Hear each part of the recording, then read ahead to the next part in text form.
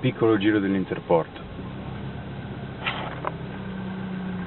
Siamo sul lato treni, lato ovest, e questo è il nostro magazzino. Là c'è un altro, il secondo, dove abbiamo solo 3 porte, le altre sono di un'altra ditta. Su questo lato carichiamo i treni.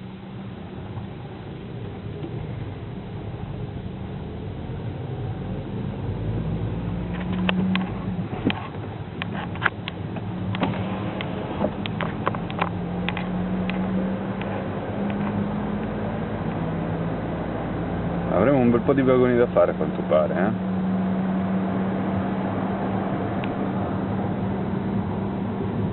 Ora andiamo sul lato camion.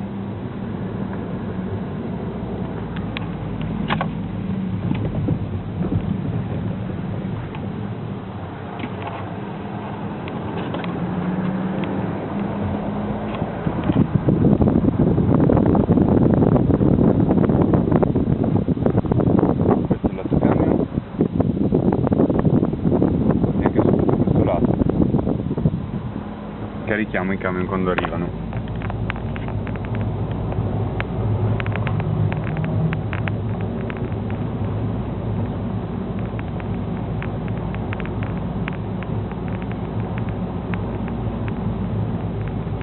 Qua alla porta numero 13 c'è il nostro bivacco dove mangiamo.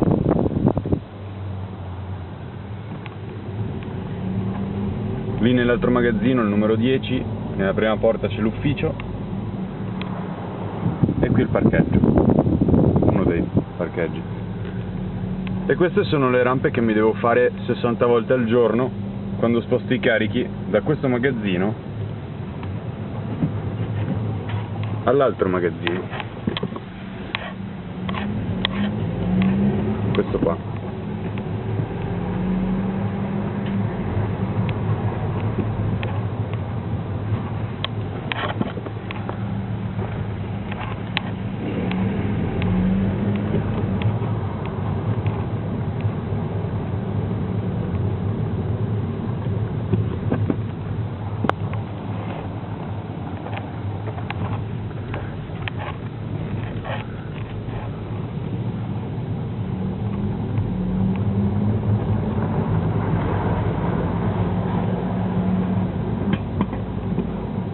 È un posto molto affascinante, devo dire, la verità. Niente, spero che il giro vi sia piaciuto e adesso andiamo al mare.